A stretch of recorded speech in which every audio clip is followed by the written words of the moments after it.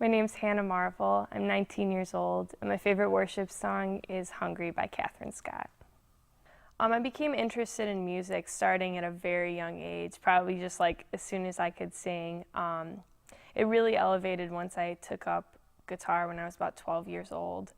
So past that, I kind of just got more and more into it. And really, it definitely started when I joined choir in high school. And from there, I've just gotten very into music, and it's my passion now. I've always been raised in a Christian home, but I think the moment that I really fully became a believer was when I was 13. My dad got really sick, and it was one night, and my whole family was really scared, and he was just extremely sick, and we thought, we had no idea what was going to happen that night, and we knew that death was a possibility. And I remember sitting there praying in my bed, just, God, why would you do this to me? Who can I go to anymore if you take my dad away? Like, he's everything I need. Who can I trust if I don't have him? And it was just like one defining moment then, 1 second, like it just clicked in my head. Like, I got it, that God is supposed to be that person that I can trust, that person that's going to be there. If my dad isn't there, if my mom isn't there, if no one's there for me. So it was really that one night when I was 13.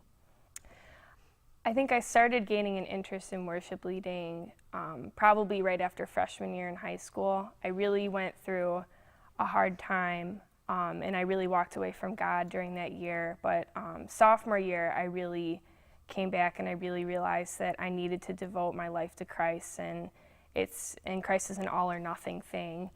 And that's when I really definitely took up getting very interested in music. And I think especially from going through such a hard time freshman year, music is like my way of expressing myself.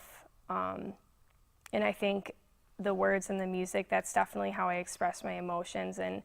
And worship songs to me have become like my prayers to God. And I can take a song and it can be like my personal prayer to God. And I love leading other people into doing that same thing. I believe God is calling me into worship leading. Honestly, I've just sat down and made the decision that that's what I want to do with my life right now. I'm really scared for it, honestly, but I know that God's going to take care of it. I don't know if I'm going to go to school for it or what I'm going to do yet, but I do definitely see myself being a worship leader someday.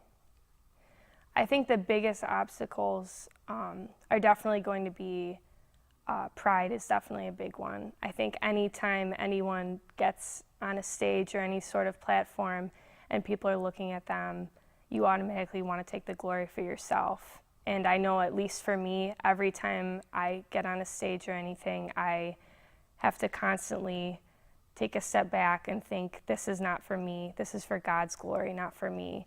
And that's definitely something I struggle with.